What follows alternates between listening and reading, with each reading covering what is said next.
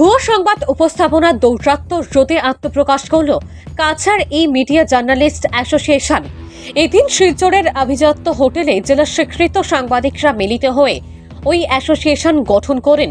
নবগঠিত অ্যাসোসিয়েশনের সভাপতি অভিজিৎ ভট্টাচার্য ও সাধারণ সম্পাদক বিক্রম সরকার সহ 15 সদস্য বিশিষ্ট এক এক্সিকিউটিভ কমিটি গঠন করা হয়।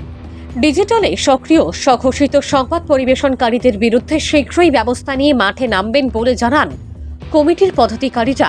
মিডিয়া পরিচয়ে অপব্যবহার করে স্বার্থ সিদ্ধিকারী ব্যক্তিদের শনাক্ত করা হবে এবং বিহিত আইন ব্যবস্থা নেওয়া হবে বলেও কমিটির উদ্দেশ্যে কথা জানান নবগঠিত অ্যাসোসিয়েশনের পদাধিকারীরা। কোনো পোর্টাল ও ব্লগে সত্য সংবাদ উপস্থাপনকারীদের কোনোভাবেই স্বীকৃতি দেওয়া হবে না অ্যাসোসিয়েশনে বলে জানান তারা। নমস্কার।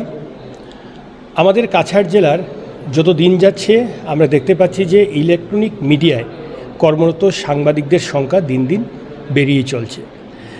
আর তার পাশাপাশি দেখা গেছে যে কিছু ফেসবুক এবং ব্লগারদের যেভাবে দৌরাত্ম্য বেরিয়ে যাচ্ছে, তাতে আমাদের যে পেশাগত দিকটাতে একটা প্রায় চ্যালেঞ্জের মোড়ে আমরা এসে দাঁড়িয়েছি।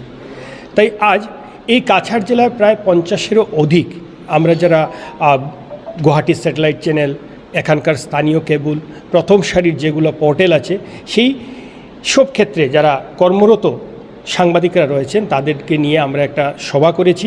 আমাদের বিভিন্ন ভবিষ্যৎ পরিকল্পনা আমরা হাতে নিয়েছি এবং একই সঙ্গে আমরা আজ যাত্রা শুরু করেছি আমাদের এই বৈদ্যুতিন মাধ্যমের যারা সাংবাদিকরা আছে তাদের একটি সংগঠন, যার নাম দেওয়া হয়েছে কাছাড় ই মিডিয়া জার্নালিস্ট অ্যাসোসিয়েশন।